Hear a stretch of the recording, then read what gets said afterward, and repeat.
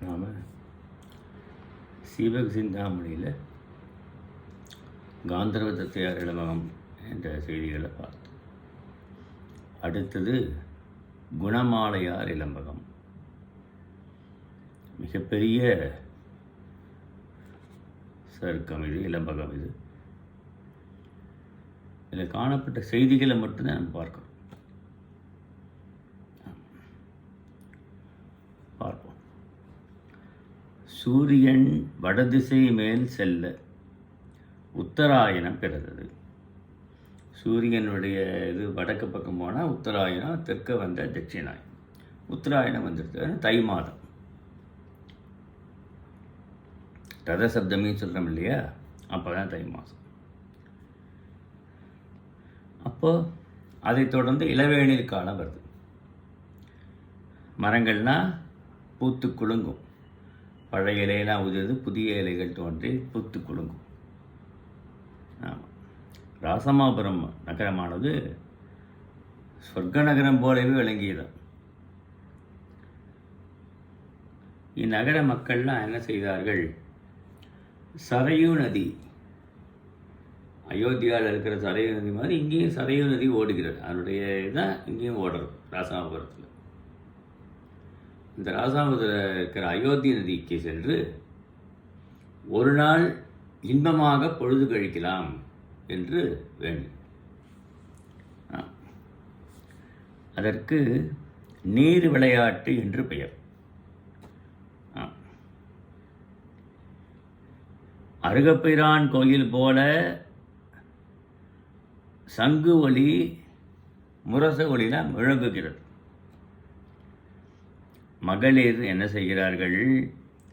அவர்கள் பூசிக்கொண்டு எஞ்சிய நீர் இருக்கு இல்லையா, சந்தனம் முதலிய நீர்கள், பனி நீர்கள்லாம் கீழே போட்டுடுறாங்க. அதில் யானைகள் நடந்து செல்லும்போது அது வழுக்கிறதான். எவ்வளவு செல்ல சிறப்பு என்று சொல்கிறார். அப்புறம் யானைகள், அப்புறம் முத்தினை ஒத்த வண்டிகள், யானை தந்தால் செய்த வண்டி,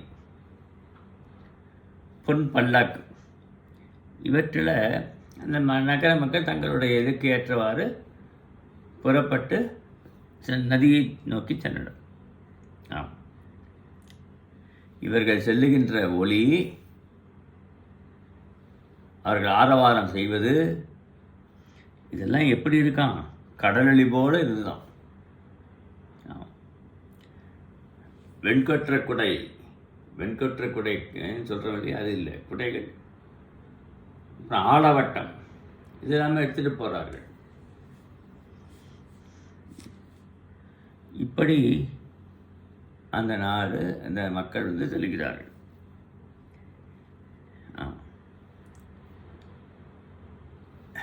அந்த குடைகள் நிறையா போகிறது.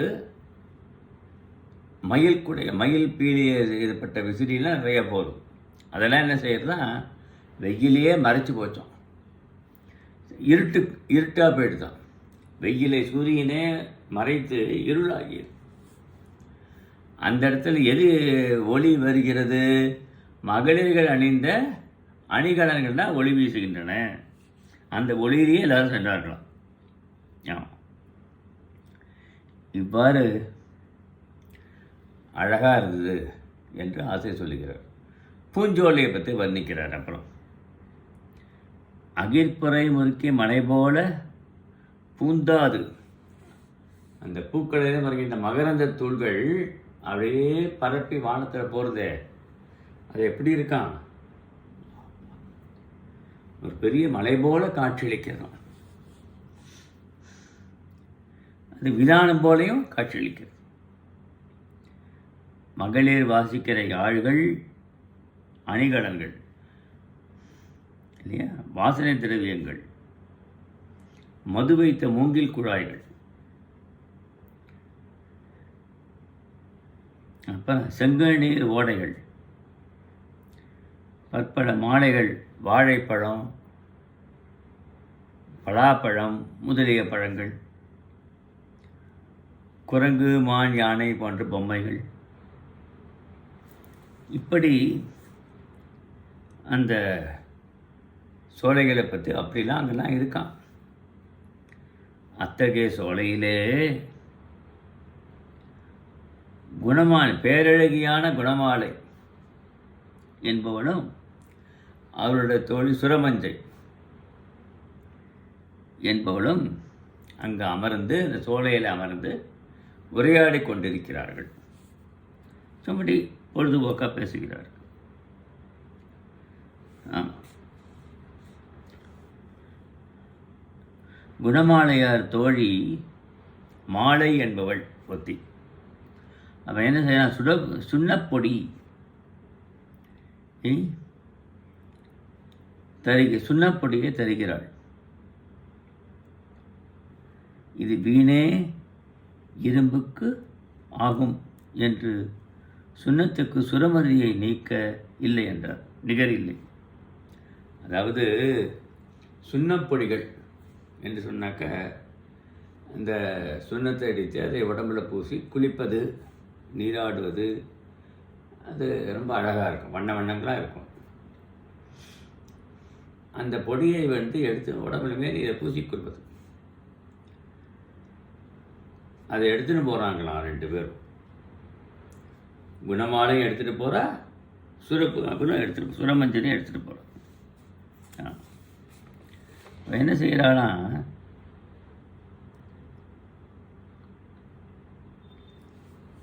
ஒரு நிபந்தனை ஏற்படுத்தி கொள்கிறார் 2 பேரும். நானும் இந்த சுண்ணப்படி எழுந்திட்டு போகிறேன் ஒரு தட்டில் நீங்கள் சுண்ணப்படி எழுந்திட்டு போனோம். 2 செய்தியிட்ட கொடுத்து அறிஞர்கிட்ட காண்பிப்போம். எது சிறந்தது என்று சொல்லுகிறார்களோ அவர்கள் வெற்றி பெற்றவர்கள். எது சிறப்பு இல்லை என்று சொல்லுகிறார்கள் தோல்வியுற்றவர்கள். தோல்வியுற்றவர்கள் என்ன செய்யணும்? அருகனுக்கு 1000 பொன் சமர்ப்பிக்கணும். நீர் விளையாடக்கூடாது, நேரம் வீட்டுக்கு போயிடும். இதுதான் நிபந்தனை. இந்த நிபந்தனையை ஏற்படுத்தி கொண்டு 2 பேரும் அங்கே இருக்கார். அப்போ அங்கே அறிஞர்கள் கூட்டம் இருக்கிறத பார்த்து அவரவர்கள் சேடிகள்கிட்ட அந்த தங்கத்தட்டில் சுண்ணப்படியை நல்ல பட்டு துணியால் மூடி தனித்தனியாக கொண்டு காமிக்க சொல்கிறாங்க. எது நல்லது? அவர்களெல்லாம் பார்த்து விட்டு 2மே நன்றாக தான் தெரிகிறது, எது சிறந்தது என்று சொல்லுறதுக்கு எங்களால் முடியாது. அங்கே உட்கார்ந்துருக்கான் சீவகன், வள்ளல். அவன் பார்த்த உடனே சொல்லிடுவான், அவன்கிட்ட போ அப்படின்னா. சீவகனும் இந்த நீர் விளையாட்டுக்கு வந்திருக்கான், தன்னுடைய தோழன்மார்களோடு அங்கே உட்காந்துருக்கான். சேடியர்கள் என்ன பண்ணுறார்கள்? அந்த சுண்ணப்பொடி 2 எழுதின தட்டு இருக்கு இல்லையா, குணமாலை சேடியும் சுரமஞ்சரி சேடி 2 பேரும் போய் அவர்கிட்ட காமிச்சு இது எது சிறந்தது என்று கேட்கிறார். அப்போ சீவகன் 2த்தையும் தனித்தனியாக பார்த்து அவன் என்ன சொல்கிறான்? இவை அவன் நறுமணங்கள், பல நறுமணப்பொடி சேர்ந்தது தான் சுண்ணம். சுண்ணம்ங்கிறது நம்ம சொல்கிறோமே தவிர ஒருமை. ஆனால் பல நறுமணம் சேர்ந்தது தான், பல பொடிகளோடு சேர்ந்தது தான் கலவை. அது கலவை வரும்போது பன்மையில் சொல்லணும். இவை சிறந்தனன்ட்டான். அந்த பன்மையை தான் இங்கே சொல்கிறாங்க. இவை சிறந்தனா சொல்லிட்டான். அப்போ அந்த சேடி நினைக்கிறாங்களாம், இவரோட சொன்னப்படியும் சிறந்தது, இவரோட சொன்னப்படியும் சிறந்ததுன்னு சொல்லிட்டார் என்று மகிழ்ச்சி அடைஞ்சு போகிறார். ஆமாம். அப்போது அவன் சொல்கிறான், அப்பனே நீ கரெக்டாக ஆராய்ந்து பார்த்து சொல்லு. இவைன்னு சொல்லி 2 பேருமே 2மே நல்லா இருக்குன்னா எது சிறந்ததுன்னு சொன்னாதான் சரியாக இருக்கா? போட்டின்னா அப்படி தான் இருக்கணும். நீ 2 சிறந்ததுன்னு சொன்னால் சரிப்பட்டு வராது, ஏதாவது ஒன்றை சொல்லு அப்படின்ன உடனே நான் சுண்ணப்படி குணமாலையுடைய சுண்ணப்படி பார்த்து விட்டு இது சிறந்தது. அந்த சுரமஞ்சரியோட சுண்ணப்படியை பார்த்து இது சிறிது தாழ்ந்தது அப்படின்ட்டான். இதை உடனே சேடிமார்கள்லாம் கொண்டு போய் அங்கே சொன்ன உடனே சுரமஞ்சரிக்கு ரொம்ப கோபம் வந்துடுச்சு.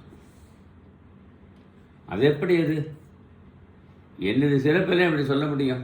அவளது சிறப்புன்னு எப்படி சொல்ல முடியும்? 2 பேர் தான் கஷ்டப்பட்டு சொன்னபடி தயாரித்து வந்திருக்கோம். திரும்ப அனுப்பினார்கள். திரும்ப அந்த சேடிமார்கள்லாம் சென்று, ஐயா காரணம் சொல்லணும், வெறும் இது சிறந்தது இது கொஞ்சம் தாழ்ந்தது என்று சொல்லக்கூடாது, காரணம் சொன்னால் தான் நல்லாயிருக்கும், காரணம் சொல்லி நீங்கள் சொல்லுங்க. உடனே சீவகன் அதை ஆராய்ந்து பார்த்துவிட்டு, குணமாலையார் இடித்த சுண்ணப்பொடியானது கோடை காலத்தில் இடித்தது, ஆகையினால் அது மிகச் சிறந்தது. சுரமஞ்சியார் இடித்த சுண்ணப்பொடி குளிர்காலத்தில் இடித்தது, அதில் கொஞ்சம் தாழ்ந்தது என்று சொல்லிட்டான். ஏன்னா கோடை காலத்தில் அந்த சுண்ணத்துக்கு இடிக்கிற பொருள் நல்லா காய வைப்போம், துளி கூட அதில் ஈரம் இல்லாமல் நல்லா காய வைத்து அதுக்கப்புறம் சுண்ணப்பொடி தயார் பண்ணுவார்கள். அதனால் அது சிறந்தது. மழை காலத்தில் சுண்ணப்பொடி கொஞ்சம் வெயில் குறைவாக தான் இருக்கும், என்ன தான் காய வைத்தாலும் முழுமையாக காயும் சொல்ல முடியாது, அது கொஞ்சம் குறைவாக தான் இருக்கும். இதை காரணம் வைத்து சொல்லிட்டான். ஆமாம், இவ்வாறு சொன்ன உடனே சீவகன் என்ன பண்ணுறான்? சொன்ன உடனே போய் சொல்லிவிட்றா இது மாதிரி. அது எப்படி? அது கோடை காலம் குளிர்காலம் சொல்லிட்டு அதெல்லாம் ஒரு காரணம் காட்ட முடியுமா? எல்லா காலம்தான் சுண்ணப்பொடி இடிக்கிறார்கள். அப்படி திரும்பவும் அது திரும்ப இவர்கள்லாம் போய் கேட்குறார்கள், அப்பா ரொம்ப வம்பா போச்சு எங்களுக்கு, நீ வான உலக தேவர்களையோ இந்த உலக மக்களையோ அழைத்து இது தீர்ப்பு சொல்லாது, இந்த சுண்ணப்பொடியானது வேறு யாராவது சொல்லணும், சரியாக இருக்குன்னு சொல்லணும், சொன்னாலும் ஏற்றுக்கொள்வார்கள் என்ற உடனே சரின்னு சொல்லிட்டு அவன் என்ன சொல்கிறான், அன்னப்பறவை, மிஞ்சிறு, வண்டு, சுரும்பு. மிஞ்சிறுங்கிறது வண்டியில் ஒரு வகை, அன்னப்பறவை இது. இப்படி இந்த 4 பறவை இனங்கள் இருக்குது. இந்த பறவை இனங்கள்கிட்ட இந்த சுண்ணப்பொடியை ஆகாசத்தில் வீசுவோம்.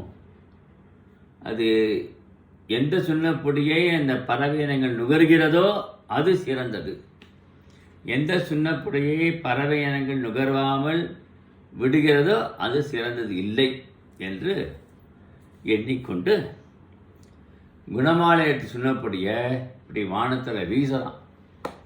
வீசின உடனே அந்த பறவைகள்லாம் போய் சென்று நுகர்ந்தன. அதற்கு பிறகு சுரமஞ்சரியோட சுண்ணப்பொடியை வீசலாம். யாரும் அது கிட்டக்கே போகலை, பறவைகள்லாம் சும்மா கீழே நிலத்தில் விழுந்து வீணாக போயிடுச்சு. இதை சேடியர்கள் பார்த்துட்டு அங்கே சொன்ன உடனே சுரமஞ்சரிக்கு ரொம்ப கோபம் ஜாஸ்தியாக போயிடுச்சு. இப்படி மோசமா, ரொம்ப கோபம் ஜாஸ்தியாக போய் நான் நீராட வரமான போட்டி இருக்கு இல்லையா, நீராடுதல், அதுக்கப்புறம் அதெல்லாம் நான் செய்ய மாட்டேன்னு சொல்லிட்டு நேர தன்னுடைய அரண்மனை கன்னிமாலை சென்று விடுகிறார். குணமாலை பார்த்து, என்னடா இது, நம்ம விளையாட்டுங்கிறது ஒரு நன்மை கருதி இருக்கணும், நட்பு தான், நட்புக்கே களங்கம் வந்தபடியே இந்த விளையாட்டு விட்டதே, ரொம்ப கவர்கிறார். அவளை தேற்றி பார்க்கிறார், தேற்ற முடியவில்லை. அவள் ஓடிவிடுகிறாள் இல்லையா, காலில் கூட விழுந்து வணங்குறாளாம் குணமாலை. இதெல்லாம் ஒரு விளையாட்டு தானேம்மா, இதுக்கு போய் கோபம் கொள்ளலாமா என்கிறார். அவள் ரொம்ப கேட்காம போய், நான் அவரோட கன்னி மாடத்தில், அவன் சந்தியார்த்தை சொல்லிட்டு கன்னி மாடத்தில் இருக்க போகிறேன்னா, அங்கே இருக்கிற ஆண் பொம்மை எல்லாத்தையும் வீசி எரிஞ்சிட்டாலாம். ஆண்கள் யாருமே அங்கே காவல் காக்கக்கூடாது, ஆண்களே அந்த கன்னி மாடத்துக்கு வரக்கூடாது. ஆண்கள் மேலே கோபம் வந்துடுது. இப்போ சீவகனால் ஆண்கள் மேலே கோபம், ஆண் எடுத்து மேலே கோபம். என்று சொல்லி பெண்கள் தான் வரணும், பெண்கள் தான் உணவு கொடுக்கணும், ஆண்களை பார்த்தா அன்றைக்கி உணவு உண்ண மாட்டேன் நான் என்று சபதம் வேறு செய்து விட்டார். அப்பாவுக்கு வேறு வழி இல்லை. அவன் உடனே கட்டியங்காரன்ட்ட போய் நிறைய அவனுக்கு பொற்காசுகள்லாம் கொடுத்து எங்கள் தெருவிலேயே ஆடவர்கள் வராமல் பண்ணணும் அப்படின்னு சரின்ட்டு அவனு பொற்காசுகளை ஏற்றுக்கொண்டு அந்த சுரமஞ்சரி இருக்கக்கூடிய தெருவழியை ஆடவர்கள் யாருமே போகக்கூடாதுன்னு பறையறிவித்து சொல்லிவிட்டான். இப்படி இப்படி ஆடவர்களே வராமல் அவ கோபம் கொண்டு போயிட்டாவும் என்பதை நாம் பார்க்கிறோம் இல்லையா? அதுக்கப்புறம் குணமாலை என்ன பண்ணுகிறார்? நேமி தீர்த்தங்கர் கோவிலுக்கு சென்று 8 கோடி பொன்கள் அங்கு சென்று 8 கோடி பொன்களை எல்லாருக்கும் தானமாக கொடுக்குறாளாம். அந்த நாள்லேருந்து எல்லாரும் தானம் வாங்கி கொள்கிறார்கள். அந்த பொன் ரொம்ப இரவலர்கள், ரொம்ப வறுமையில் இல்லாமல் பொன்னை தானமாக பெறுகிறார்கள். என்றால் பொன்மாலை இப்படி சென்று விடுகிறார். ஆண்களும் பெண்களும் அந்த நீர் விளையாட்டை பற்றி இப்போ ஆசிரியர் வர்ணித்துகிறார். நீர் விளையாட்டு நடக்கிறது, சரையோ நதியில். ஆமாம், இதை நீர் விளையாட்டு நடக்கிறத ஒருத்தர் சொல்வது போல காண்மீன் காண்மீன் என்று சொல்கிறார் ஆசிரியர். சில காட்சிகளை பார்ப்போம். ஆமாம், அப்போது அன்னப்படை போன்ற கொடியவள் என் தாய், அன்னப்படை போன்று கொடியவளாக இருக்க என்னுடைய தாயி என்னுடைய அணிகளை ஆற்றில் போயிடுத்து அதனை கயிற்றை கூட தலைவி தோழிகிட்ட சொல்கிறாளோ. தோழி சொல்கிறா, இந்த ஆற்று வெள்ளத்தில் எப்படி நான் அணிகளை போய் தேடுவது? தண்ணீர் ஓடுறது, நிறைய பேர் குளிக்கிறார்கள், எப்படி தேட முடியும்? நான் ரொம்ப தீவினை செய்து என் தாய் இது என்னை இவளுக்கு போய் தோழியாக அமைத்து விட்டாளே என்று அவள் நொந்து கொள்கிறாளாம். எப்படி? இப்படி இதை அணிகளெல்லாம் ஆற்றில் விழுறது அப்படின்னு சொல்கிறாங்க. விழுந்துட்டு போட்டோம்போ, அது யார் தேடுறது? ஆறு அணிகலன் யாருக்கு தரா? ஆற்றுக்கு நான் தரேன். ஆறுங்கிற பெண்ணுக்கு நான் அணிகள் தந்திருக்கேன், அது மாலை அணிந்து போட்டோம் என்று ஊற்றி போகிறோம். ஊற்றி பவளம் போல நீர் விளையாட்டாகி பவளம் போன்ற பலகையில் ஊசல் விளையாடுகிறாளாம். சில மகளிர்கள் பந்தடிக்கிறார்கள். இப்படி நீர் விளையாட்டில் பலவாறு செய்கிறது. ஒருத்தி நீர் விளையாடுற போது அவளை எப்படியாவது கரையில் ஏற்றணுங்கிறதுக்காக பொய்யாக பாம்பு ஒன்றும் இல்லைங்க, பாம்பு என்று சொன்ன உடனே வேகமாக கரையேறுகிறாள். இப்படிலாம் அந்த நீர் விளையாட்டு நிகழ்கிறது என்கிறார். இவ்வாறு பாடிக்கொண்டே மகளிரெல்லாம் ஆடுகிறார்கள். அதுக்கப்புறம் உணவு உண்கிறார்கள். இதை மிக அழகாக சொல்கிறார். பார் சோறு, நல்ல பசும்பாலை காய்ச்சி சோறு, அதில் சோறு, பால் சோறு. அப்புறம் பருப்பு சோறு, பைத்தம்பருப்பு தான் பைத்தம்பருப்பை பயன்படுத்தி சோறு. அப்புறம் சர்க்கரை பொங்கல், புளியஞ்சோறு. இப்படி இதை எல்லாத்தையும் அங்கு வழங்குகிறார்கள், அதெல்லாம் உண்ணுகிறார்கள் எல்லாரும். இப்படி காமமாகிய பரத்தையர் கூட அங்கே இருக்கிறார்களே பாருங்களேன் என்று இவ்வாறு பலவிதமான காட்சிகளை ஆசிரியர் சொல்லி வருகிறார். இதற்கப்புறம் ஒரு முக்கியமான ஒரு பகுதி சொல்கிறார் ஆசிரியர். சீவகன் இனிய பஞ்ச நமஸ்கார மந்திரத்தால் ஓர் உயிரின் துன்பத்துக்கும் நோய்க்கும் இருப்பிடமான உடம்பை நீக்க அவ்வுயிர் நல்லுழகப்பட்ட செய்தியை நாம் பார்க்க போகிறோம் என்று ஆசிரியர் சொல்கிறார். ரொம்ப அருமையான தம் சிந்தையாலே இடைவிடாது நின்ற தீயை போன்ற இயல்பினை உடைய அந்தணர்கள் உண்பதற்காக சமைக்கப்பட்ட உணவை உண்பதற்காக நாய் ஒன்று அதனை தீண்ட. அந்தணர்கள் உண்பதற்காக சமைக்கப்பட்டிருக்கிற உணவு வகை, அந்த உணவு வகை நாய் போய் நக்கி தீண்டி விட்டது, சாப்பிட்டு விட்டது. அதை கண்ட அந்தணர் என்ன பகுத்து அந்த நாயை வெகுண்டு, நாயை பார்த்து நம்ம கோபம் வருது, எங்களுக்கு வைத்து உணவை சாப்பிட்டு விட்டது என்று நாய் மேலே கோபம் கொண்டு, நீ உயிரோடு இருக்க முடியுமா என்று கூறிக்கொண்டு கல்லையும் தடியும் கையிலே கொண்டு துரத்துகிறார்கள். அது உயிர் தப்பி ஒரு ஓடையிலே பாய்ந்து ஓடையிலே பாய்ந்து ஓடுறது. அப்பவும் அங்கே போகிறாங்க விளக்கி, அதை வளைத்து கொண்டார்கள். இப்பிறப்பில் என் உண்டிய விளக்கிய நீங்கள் மறுபிறப்பில் எனக்கு அடிமையாவீர்கள் என்ற கருத்தில் ஆளாளன்னு கத்துகிறதாம். கத்தினா போயிடுமேன்று, இந்த பிறப்பில் எனக்கு உணவு சாப்பிடாம பண்ணிட்டீங்களே, நீங்கள் மறுபிறப்பில் ரொம்ப துன்பப்படுவீர்கள், எனக்கு அடிமையாவை பாருங்கள் என்று நாரி அந்த நோக்கத்தில் கத்துறதான். அதாவது ஊழ்வனை உறுத்து விட்டோம், நம்ம இந்த பிரிவில் நல்லது செஞ்சால் நல்லது, தீவினை செய்ய தீவினை காலம் பார்த்து நம்ம மேற்கொள்ளும். அதான் அந்த நாய் சொல்கிறது என்று காற்றில் குடைராஜனை துன்புறுத்தினர். அப்பொழுது அந்த நாய்க்கு உடைய களிமன், நாய்க்கு சொந்தக்காரன் இருக்கான் இல்லையா, களிமன் எப்போ குடிப்பவன், வெள்ளிக்கூட்டத்திற்கு அடியே கல்லினை சுமந்து உடன் வந்த தன் மனைவியுடன் அங்கு தோன்றினான். இந்த நாய் இப்படி அந்தனர்கள் செய்கிற காட்சியை பார்த்து அவன் பார்க்குறான். கல் குடிச்சிருவான் ஏற்கனவே. மலைக்கு சந்தனன் கதிரனுடைய வாயில் கல்லை ஊற்றினர். அவனுடைய வாயில் 2 பேர் கல் எடுத்து மனைவி ஊற்றுகிறார்கள். கல்மயத்தால் அவன் குழுகிய சொற்கள் அந்தனை பார்த்து சொல்கிறான், நீங்கள் கொண்ட என் நாயின் உயிரை மீட்டு தாருங்கள், இன்றேல் என்னோட போரிட வாருங்கள், இன்றேல் இக்குடத்தை உடைப்பேன் என்று கடுமையாக அந்தனர்கள் பார்த்து பேசுகிறான். அவன் கல் குடித்தவன் வெறியன்.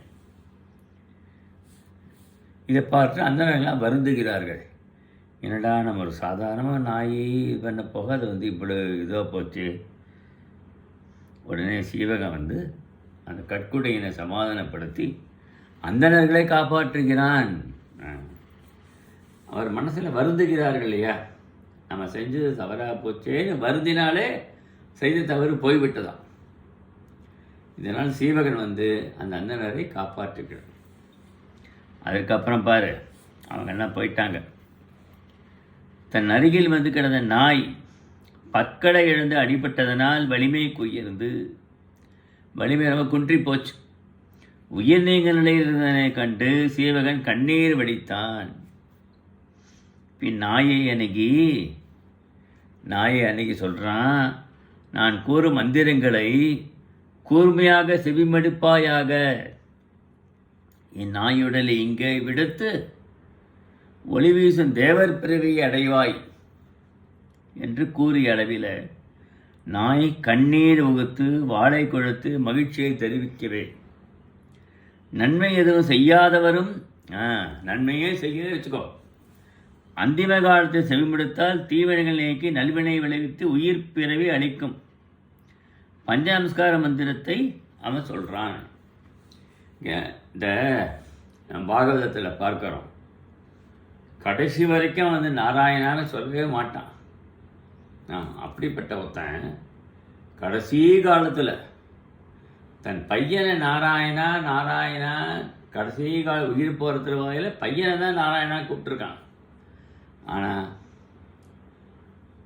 மகாவிஷ்ணு நம்ம தான் நாராயணன் கூப்பிடாருன்னு சொல்லி அவனுக்கு வைகுண்ட பதவியை கொடுத்தாருன்னு பார்க்குறோம் நம்ம இல்லையா.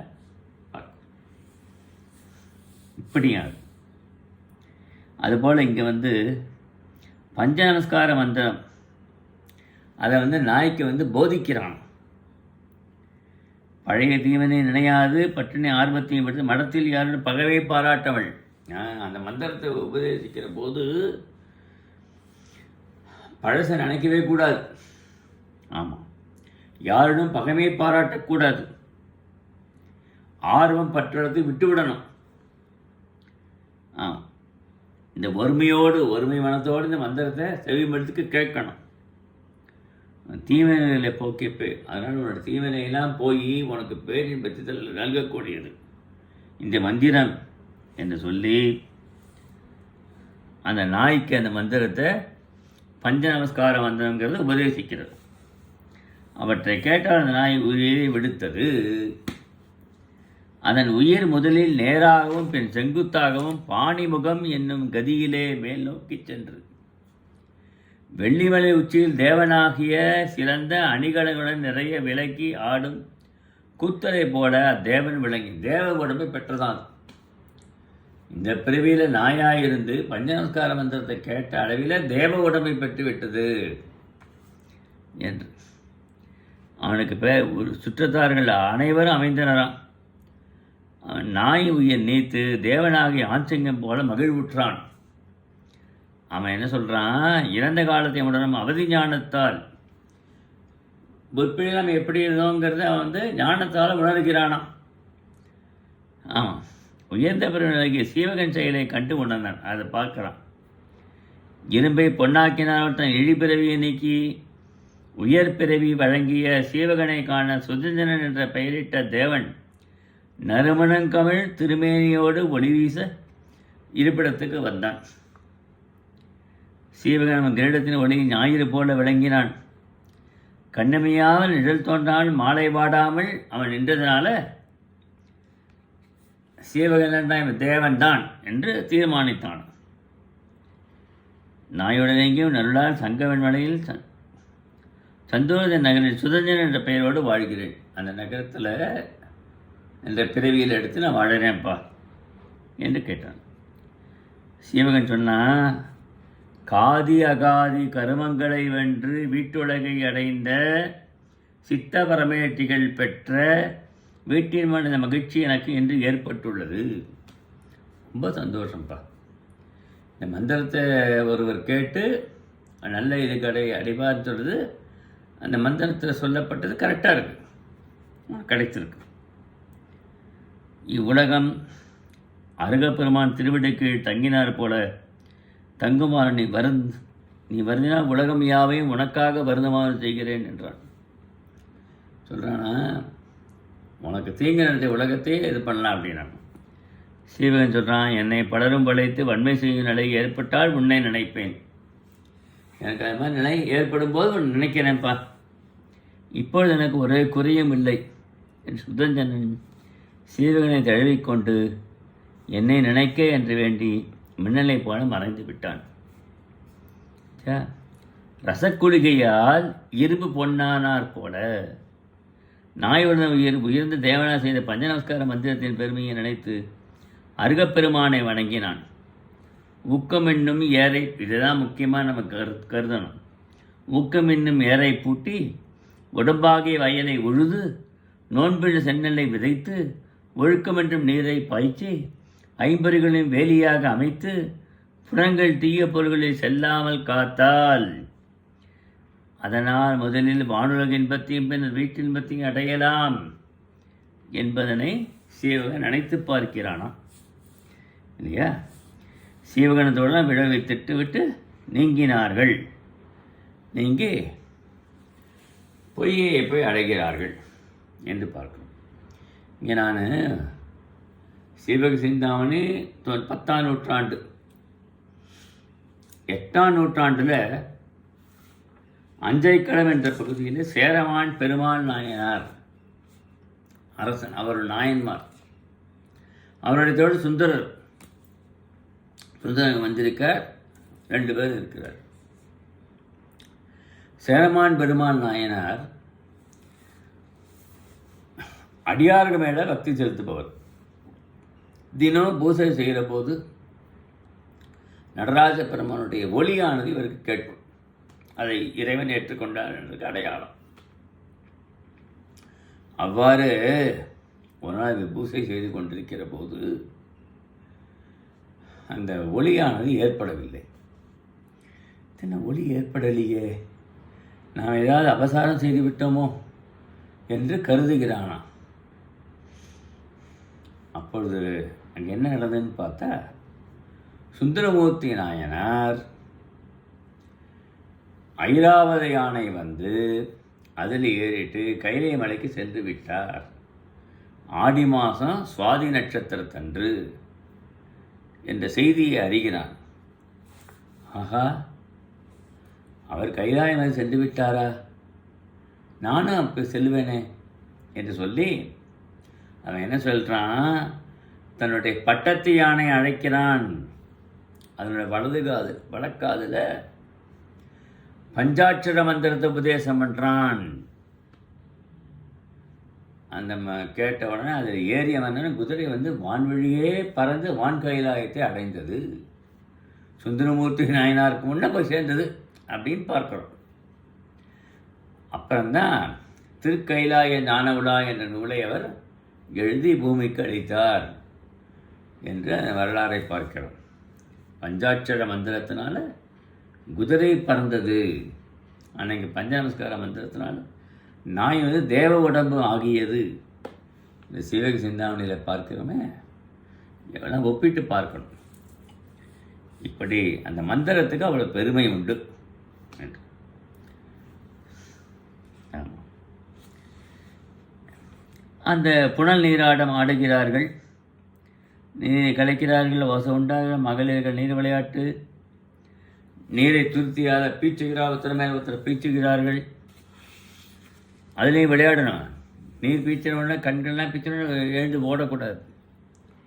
இப்படி பலவிதமான விளையாடுகள். ஆடவரே சோறு வருகின்றனர், பெண்களும் சோறு வருகின்றனர். கடைசியில் அந்த மக்கள் வெள்ளமானது நகரத்தை சென்று அடைந்தது. அப்பொழுது நடந்த ஒரு நிகழ்வை ஆசிரியர் கூறுகிறார். அசனி வேகம் என்ற பட்டத்து யானை முழக்கம் வந்து கடல் போலவும், வேகத்தால் காற்று போலவும், கொடுமையால் யமன் போலவும், வருந்தும் சீற்றத்துடன் ஒரு சேர ஊழித்தி வருவது போல கட்டுத்தரையை முறித்து கொண்டு மதம் மிக்கு வேகமாக வருது பட்டத்து யானை. அந்த நகர அசனி வேகங்கிற பட்டத்து யானை அது வந்த உடனே குணமாலை வந்து பல்லக்கில் ஊர் திரும்பின்னு இருக்கா தன்னுடைய இல்லத்திற்கு. குணமாலையை பல்லக்கு நோக்கி வருகிறது வேகமாக அந்த பட்டத்து யானை. இதை சீவகன் பார்த்து விட்டு, ஆஹா, குணமாலையோட பல்லக்கில் வந்து பணியாளர் பயந்து ஓடி மறைந்து விட்டார்களாம். என்னவோ ஏதோன்னு. ஆடவர் யாரும் இல்லையான்னு கூக்கில் எழுதுகிறாளாம் அந்த தோழி. இவ்யானை என்னை கொன்று பின் குணமாலையை தாக்க முன் யாரேனும் ஒரு விலை உயிரை காக்குங்கள். அவள் யானையை பார்த்து சொல்கிறாளா, தோழியாக என்னை கொன்றுட்டோம், பரவாயில்ல, நான் போனாலும் பரவாயில்ல, என் தலைவி என் குணமாலை காப்பாற்றப்படட்டும், யாரும் ஒரு ஆடவர் இல்லையா என்று கூக்குரல் எழுகிறார். இதனால் பற்றி நான் கவலைப்பட வேண்டியதில்லை என்று வருந்தி நிற்கிற பொழுது குணமாலை நடுங்குகிறாளாம். பிணித்து குடைகள் வலுவீசை பிற வணங்குமாறு ஊர் திரும்பி கொண்ட ஜீவகன் வந்து இந்த காட்சியை பார்க்கிறான். அவள் நிலையை கண்டு பெண் உயிர் இருப்பதை பார்த்து கொண்டு உயிர் வாழ்வதில் சாவதே மேல் என்று எண்ணுகிறான். அவன் கட்டி கடகத்தை மேலே ஏற்றி அசனி வேகத்தை வைத்த வண்ணம் காது குண்டலத்தை கழற்றி அதனுடைய மத்தகத்தில் எரிகிறான். அது அது பொற்றில் விழுந்தனா திசை குணமாலையிட்ட போனது யானை திசை திருப்பி இவனை நோக்கி வருது. ஆமாம், குணமாலை தோழி தந்தத்தால் தாக்க இருந்த நிலையில் அதனை கையால் தந்தங்களால் தோழியை தாக்க வருது. அதையும் கையால் தடுத்தானான் சீவகன். சீவகன் மேலே பாய்ந்து வர குணமாலை காக்கும் அருகின தோழரிடம் கூறி யானையின் கொம்புகளிடையே புகுந்து அதன் கால்களின் கீழே அடங்கி மறைந்து அதனை சற்று தொலைவு அப்பார் செல்ல இப்படி இந்த யானையோட மதத்தை அடக்கி அது போகும்படியாக செய்து விட்டான். யானையோட சிவன் குணமான தன் அறிவு முதலியவற்றை தோற்று தன் தோழர்களை பிரிந்து தத்தை அறியா தனியே சென்று பூம்பொழிலை அடைந்தான். ஆனால் குணமாலை மேலே உள்ள அன்பு, அந்த காதல் அவனுக்கு பெருகிவிட்டது, காம உணர்வு. ஆமாம், தத்தையை பிரிந்து தன் தோழர்களோட பூம்பொழிலை அடைந்தான். குணமாலையை பற்றி குணமாலையத்தை எல்லாரும் சோழியெல்லாம் சொல்கிறார்கள். இது மாதிரி ஆபத்து வந்தது. சீவகன் அந்த பட்டத்து யானையை அடக்கி குணமாலை வீரை காப்பாற்றி விட்டான் என்று செய்கிறார். குணமாலை என்ன செய்கிறாளா, என்னை காப்பாற்றினான், என் உயிரை காப்பாற்றின சீவகனை தான் திருமணம் புரிந்து கொள்வேன், வேறு யாரும் நான் மாலையிட மாட்டேன் என்று அவள் எண்ணுகிறாள். யாரோ நிறைய பேர் பொற்காசுகள் கொடுத்து உன்னை பெண் கேட்டு வருகிறார்கள் என்று தாய் சொன்னோன்னு அதெல்லாம் தேவையில்லை, எனக்கு சீவகனை தான் நான் அடைவேன், என் உயிரை காப்பாற்றினான் என்று சொல்லிவிட்டு அவள் போய்விடுகிறாளாம். அதை பாரு, வில் பயிற்சி பெறுவது எருக்குவியலை இலக்கில் எய்து கற்பது போல் மன்மதன் தன் கொங்கைகளை எருக்குவியலை இலக்காக்கும் அம்புகைகளை கற்றுக்கொள்கிறான் போலும் எனக்கு விரகதாபத்தை உண்டு பண்ணிவிட்டான் இந்த மன்மதன். என் காதல் நோய் கையால் சொல்ல கண்களால் கட்டுள்ள தக்கதாலின் அதனை வாயால் பேச இயலாது ஊமை போல் ஆகிவிட்டேனே. யான் உய்தி பெற வழியுண்டா என்று பண்பட்டு காமத்தியை தன்னை எரித்தாலும் பெண்ணை மாவடல் ஊர்தலை மேற்கொள்ளா பெண்ணினத்தின் கொடுமை மிக்கது வேறு ஒன்றும் இல்லை. இந்த இடத்துல தான் அழகாக சொல்கிறார் ஆசிரியர். ஆண்கள் தான் விரும்பிய பெண்ணை, ஆண் தான் ஒரு பெண்ணை விரும்புகிறான், அந்த பெண்ணை அடைய முடியவில்லைன்னா என்ன செய்வானா, பனைமடலால் செய்யப்பட்ட குதிரை ஒன்றை ஏற்படுத்தி கோவண முதலிய குறைந்த ஆடைகளை அணிந்து கொண்டு பூளைப்பு எருக்கம்பு மாலைகள்லாம் போட்டுட்டு அந்த குதிரையில் ஏறிட்டு தன் தோழர்கள் இழுத்து வர பெண்கள் இருக்கிற அந்த வீதி வழியாக போவானான். அவருடைய உருவத்தை எழுதிய அந்த கொடியை தூக்கிட்டு போவானான். இதை பார்த்து விட்டு எல்லாரும், அப்பா எவ்வளவு ஆசை வைத்திருக்கான் இந்த ஆடவன், இவளுக்கே இந்த பெண்ணை கட்டி கொடுத்துருவாங்க. இது ஆண்கள் செய்வது. இவன் செய்கிறா. இவன் என்ன நினைக்கிறாள், குணமாலையார், நான் பெண்ணாக பிறந்து விட்டேனே, ஒரு ஆணாக இருந்தால் நான் பனைமடால் செய்ய குதிரை மேலே ஏறிக்கொண்டு சென்று அந்த என்னுடைய இதை தீர்ப்பேனே என்கிறார். சிறிய திருமடலை இந்த சீவகசிதாமர காட்சியை சிறிய திருமடலில் திருமங்கை ஆழ்வார் செப்புகிறார் என்று நான் பார்ப்போம்.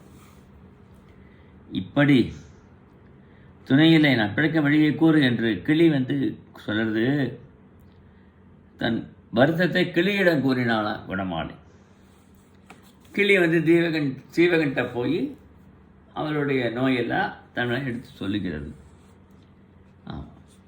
அவன் குணமாலையினுடைய ஓவியத்தை தீட்டின்னு இருக்கான். அவனுடைய நினைவில் கிளி அதை பார்த்துட்டு சொல்லுறது, உன்னோட ஓவியத்தை தான் தீர்த்து கொண்டிருக்கிறான், நீ கவலைப்படாத உன்னை தான் அடையும் என்று சொல்லுகிறது. இப்படி சீவகன் என்ற எண்ணத்துடன் சீவகனை சந்திக்க வேண்டும் என்று மறைவில் இருந்தது தத்தைன கிளி. குணமான ஓவியம் கண்டு கோபம் கொண்டு ஓவியம் யாருடையது என்று வினவியது. தத்தையினாலும் கிளி. தத்தைனா முதல் பொண்டாட்டி கோபம் வரும் இல்லையா, தான் இருக்கவன் ரெண்டாவது மனைவியை பற்றுகிறானேன்னு இயற்கையின் ஓவியம் என்று கூறினானாம். உடனே அது உடல் கொண்டது. உன் உள்ளத்தை இயக்குபோல் குணமான உன் உள்ளத்தை இயக்குபோலா என்று கூறுகிறது. பாவையே, நீ உடலை நீ ஓடி போகாதேங்கிறது. உடல்கள் இரண்டும் ஒழியே உயிர் ஒன்றே. கங்கை ஆற்றை விரும்பிய அன்னம் கிணற்று நீரை நாடி செல்லுமா? செல்லாதல்லவா? அதுபோல தான் என தீர்க்க முயன்றான். இப்படி கங்கையோரும் அன்னம் கங்கையோத்த பிரிதோராற்றை விரும்பலாமோ என்று மனத்துள் எண்ணி குணமாலை கூறினான். ஊடல் மிகுந்த சீவகன் அவர் அடையில் விழுந்து வணங்கி ஊடலை தணிக்க முயன்று அவர் ஊழல் தணியாது இருந்தார். அப்புறம் ஊடல் நீங்கியது. அவன் குணமாலைக்கு இவனுக்குள்ள நடுப்பிறந்த ஊடல் நீங்கி குணமாலையை அவன் இறுதியில் எல்லாரும் மகிழுமாறு அவளை திருமணம் செய்கிறான். இந்த காட்சிகளை மிக அழகாக சொல்லுகிறார். அவனுக்கு இளைய மகனினர் 700 வரை அணிகலன்களோடு கோடி பொன்னையும் கரும்பு விளையும் கழனிகள் சூழ்ந்த 5 ஊர்களின் சீதனமாக வழங்கினாராம். குணமாலைக்கு என்ன செய்யுது? கரும்பு வயல் சூழ்ந்த நல்ல நீர்வளமுடைய 5 ஊர்கள். ஆமாம், 700 இளைய மகள் 700 பல அணிகலன்கள், கோடிக்கணக்கான பொண்ணு எல்லாத்தையும் கொடுத்து சீவகனுக்கு திருமணம் செய்து வைத்தாராம். இப்படி அவனும் அவளோடு சேர்ந்து சுரமஞ்சரிய சீவகன் என்ற நோட்டா அவ சொல்கிறா. அப்போ தான் நினைவுபடுத்துகிறாளாம். சுரமஞ்சரி சீவகன் இடம்பெற்றுள்ளமை கண்டு குணமாலை ஊடி ஆடையை திரும்ப ஊழல் வந்து விட்டது. இல்லைம்மா, நீ தான் எனக்கு என்று ஊழலை தீர்க்கிறான். இப்படி யானை நிலையை இந்த யானை பாகன் என்ன செய்கிறானா, ஊழல் நீங்கி இவர்கள் இருக்கிற நேரத்தில் அரசன்ட்ட போய் சொல்லி விட்டுடுறான். இது பண்டை முன்ன ஒரு தரம் வேடைகளை விரட்டி பசுக்கூட்டங்களை காப்பாற்றினானே, அவன்தான் இது மாதிரி செய்து விட்டான் என்ற உடனே அவன் கோபம் கொண்டு ஏவலர்களை எல்லாரையும் ஏவி படை அனுப்பி அவனை போருக்கு அழைக்க. உடனே சீவகன் தன் தோழர் இவளை பாதுகாப்பாயாக என்று கூறி சிவபெருமானம் பார்வதி போல சிவகணங்களும் ஒன்றா இருந்தபோது ஆஞ்சகத்தை இழந்த குகையை சிறுநெறி கூட்டம் கவனம் அரசன் ஏவலர் இல்லத்தை சூழ்ந்து நின்று செய்தியை பணிப்பெண் கூறினாள். சினத்திய பிறகு சிங்கு ஏறு படையின் பிறப்பது போல குணமாலை புறப்பட சீவகன் நன்கு அறிந்தவளாயும் குணமாலை நன்கு அறிவோள். இதான் இடிகால் தக்கொண்ட பாம்புன்னு அடுங்கினார். ஆடையை இறுக்கி வீரர்கள் கட்டி அம்புகளை தரித்து எடுத்து வில்லோடு கொண்டு அவர்களை வினவ அரசர்கள் தங்களை கொண்டு வர சொன்னாங்க. வருக என்று சொல்கிறான்.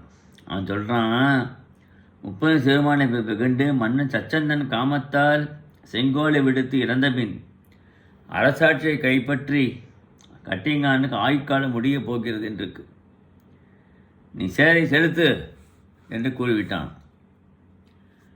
அவன் தந்தை அரசனோடு பக்கத்தில் அழிவை தேடிக் கொள்ளும் செயல் செய்து அவனை அரசன் அனுப்பினான். அரசன் நன்கு ஆராய்ந்து கோபம் நீக்குவான். ஓராண்டே கட்டிங்கான் எதிர்க்க வேண்டாம் ஆசினி கூறி சொற்கலாம். அப்பா என்ன செய்கிறார், 1 காலம் கட்டிங்கான் எதிர்க்கக்கூடாதுன்னு சொல்லியிருக்கா இல்லையா ஆசிரியர். அந்த ஓராண்டு காலம் முடிகிற வரைக்கும் பேசாமல் இருக்கணும் என்று கூறிவிட்டு கடன் என்று கூறி வாளாய் இருந்தானான். பிணித்தார் போல விக்கிய சூரியன் போல அவன் நிலைமை கண்டு ராசாமரம் துன்பம் வாழ்ந்தது. அவன் ஜெயிலில் அடைச்சிட்டாங்க, வேறு ஒன்றும் இல்லை. இந்த குணமாலை ரொம்ப தவிக்கிறாள் என்று ஆசிரியர் இங்கே கூறுகிறார். அதற்கப்புறம் அவன் அந்த செயலிலிருந்து தப்பித்து எப்படி திரும்ப குணமாலை சென்று அடைகிறான் என்பதெல்லாம் பற்றி நம்ம அடுத்த இதில் பார்ப்போம்.